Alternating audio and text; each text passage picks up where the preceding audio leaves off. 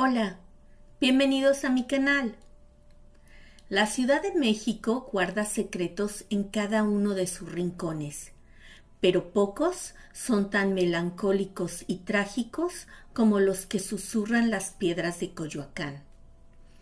En la encrucijada del viejo Camino Real, donde la avenida Universidad abraza la calle Francisco Sosa, se alza la capilla de San Antonio Panzacola, un lugar que a primera vista parece un apacible refugio de fe, pero que al atardecer, cuando las sombras de los ahuehuetes se alargan y el río Magdalena susurra su vieja canción, revela el eco de una historia de amor, traición y una pena que no conoce el descanso.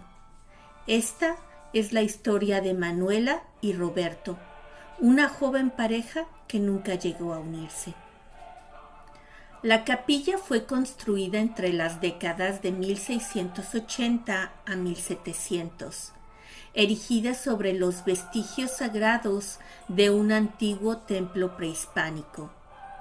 La familia Fernández de Córdoba, en su insaciable sed de poder, utilizaron a los indígenas como esclavos para su edificación, y sus gritos de dolor se perdieron en el viento. Las leyendas locales susurran que una anciana sacerdotisa indígena, con el alma rota por la profanación de sus altares y la muerte de su gente, lanzó una terrible maldición sobre la estirpe de Fernández de Córdoba, un oscuro sortilegio que condenaría a su linaje no solo a un destino de amor truncado y eterna pena, sino a una vida sin felicidad a pesar de su inmensa riqueza. Para mediados del siglo XIX, la maldición ya pesaba sobre los hombros de varias generaciones de la familia Fernández de Córdoba, quienes, a pesar de sus inmensas fortunas, vivían en la tristeza y la desesperanza. La fortuna de la familia de los Fernández de Córdoba era tan inmensa como la oscuridad que se tejía a su alrededor.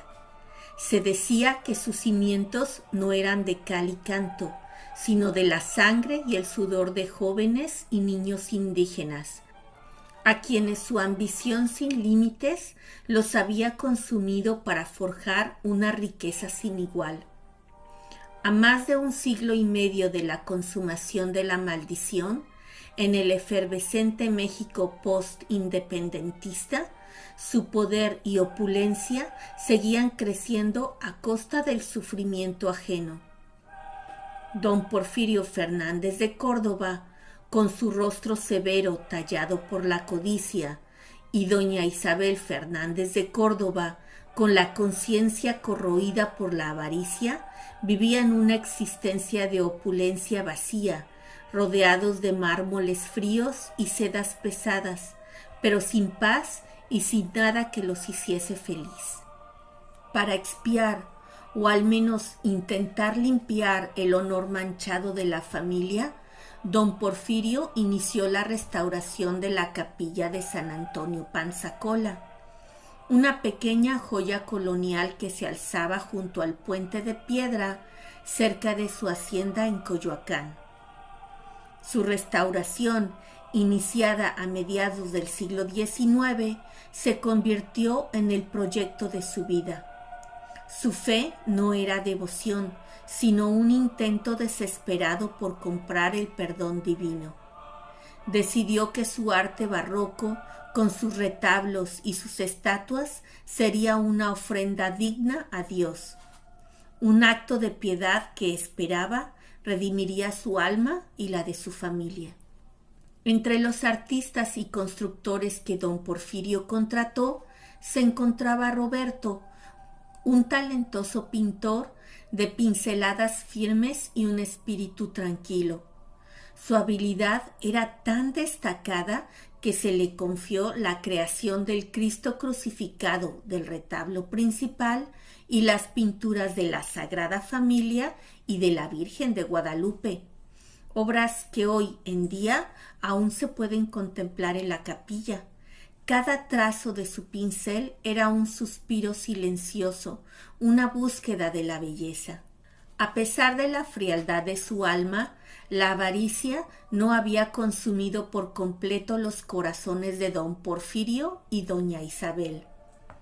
La única luz en su oscura existencia eran sus dos hijos, Mateo y Manuela, a quienes amaban con una devoción casi obsesiva, una obsesión nacida del miedo a perder lo único que los hacía sentir vivos. El mayor, Mateo, había abrazado la fe con una convicción genuina y se había ordenado como fraile en la venerable orden franciscana, una noticia que llenó de un extraño orgullo los huecos vacíos de sus padres, quienes se regocijaban de que su primogénito sirviera en la capilla de San Antonio Panzacola, tan cercana a su hacienda, como un faro de redención. Y la menor, Manuela, era la gema de sus ojos, un ser pacífico y etéreo, tan frágil como una flor de jazmín. Su esencia era una contradicción con la de su familia. Emanaba una tranquilidad que calmaba las tormentas de codicia y desesperación en los corazones de sus padres, quienes la contemplaban como un milagro, la última y más preciosa joya que su riqueza no había podido comprar ni corromper. El hijo mayor de don Porfirio, Fray Mateo, era un hombre de fe sincera, con un alma sencilla y gentil, que se había hecho amigo de Roberto, reconociendo en él una bondad que contrastaba con la insaciable codicia que había conocido al lado de sus padres. Un atardecer, mientras las campanas de la capilla llamaban a la oración, Manuela, etérea y bella, fue a visitar a su hermano a la capilla, y por un breve instante, a la distancia, las miradas de Manuela y Roberto se encontraron. El alma de Roberto se vio reflejada en los grandes y tranquilos ojos de Manuela, y en ese instante fugaz, un amor trágico y predestinado comenzó a florecer. Fray Mateo, testigo silencioso del amor que crecía entre su hermana y su amigo, se convirtió en su confidente y cómplice. Se encargaba de facilitar sus reuniones clandestinas en los jardines de la capilla. Era un amor puro, un refugio de luz en la oscura vida de Manuela, una promesa de un futuro mejor, lejos de la codicia e infelicidad que acechaba su hogar. Pero don Porfirio tenía otros planes. Para pagar sus pecados y asegurar el destino de su hija en un lugar de redención, le hizo una promesa al arzobispo de la ciudad. Manuela se convertiría en monja y parte de la riqueza familiar sería utilizada para la ordenación. El arzobispo aceptó, sellando el destino de Manuela. La noticia de la inminente enclaustración llegó a los oídos de la pareja. Con el corazón roto y la desesperación en sus almas, Roberto y Manuela decidieron huir. Fray Mateo los ayudó a idear un plan, trazando una ruta segura. Se encontrarían en el puente de piedra 3 noches más tarde, bajo el manto protector de la oscuridad. Pero los rumores de su amor habían llegado a los oídos de don Porfirio, quien se sintió traicionado por su hijo y su hija. Consumido por el orgullo, organizó a 2 grupos de mercenarios. El primero para interceptar y golpear a Roberto hasta dejarlo inconsciente, y el segundo para secuestrar a Manuela y llevarla al convento en Puebla, donde su ordenación daría inicio. En el revuelo de la noche, mientras Manuela esperaba en el puente, los hombres de su padre llegaron. Ella corrió desesperada, con la única intención de escapar, pero en el forcejeo tropezó y cayó desde el puente al río Magdalena, rompiéndose el cuello y muriendo al instante. Su último suspiro fue el nombre de Roberto, que quedó grabado para siempre en la brisa de la noche.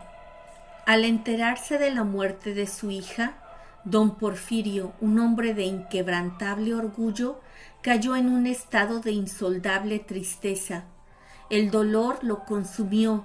Al ver a Roberto aún herido y con el alma destrozada, le pidió perdón. Le suplicó que terminara las obras de arte en la capilla como un último acto de amor hacia su hija. Roberto, con el alma rota, cumplió la promesa y pintó y talló cada obra recordando a su querida Manuela, inmortalizando así a su amor. Con el tiempo, don Porfirio y su esposa doña Isabel murieron de la pena. Fray Mateo, para redimir su alma y en su dolor, se marchó a servir a las comunidades indígenas más alejadas, encontrando la paz y viviendo con la conciencia tranquila. Roberto, el artista, siguió pintando y aunque su técnica era aclamada y su reputación crecía, nunca volvió a ser feliz. En sus lienzos los colores se volvieron más oscuros y las figuras más melancólicas, reflejando el abismo de su corazón roto. Se dice que siguió vagando por los jardines alrededor de la capilla hasta su muerte, porque se decía que a veces se percibían atisbos de la presencia de su querida Manuela. Se dice que hoy en día, al anochecer, se puede ver a Manuela como una figura etérea, una sombra de pena que vaga por los jardines de la capilla y se posa en el puente de piedra. Y a veces, cuando el silencio se apodera del lugar, se pueden escuchar sus sollozos entrecortados, el eco de una tragedia que sigue viva en los viejos muros de la capilla. La capilla de San Antonio Panzacola es más que un monumento histórico y el río Magdalena es el último río vivo de la Ciudad de México y es testigo de incontables historias. La capilla es un testimonio mudo de la promesa incumplida, de un amor traicionado y de un alma que busca su descanso en la eternidad. A pesar de la tragedia que resuena en sus muros, la capilla es conocida por transmitir una extraña paz a quienes la visitan, una belleza melancólica que invita a la reflexión y a la contemplación. Es un lugar a la vez hermoso y triste, donde el arte y la historia se entrelazan con el misterio. Y si te ha gustado la historia de Manuela y Roberto, dale un me gusta al video y compártelo. Y para no perderte otras historias mexicanas, suscríbete a mi canal. ¡Hasta luego!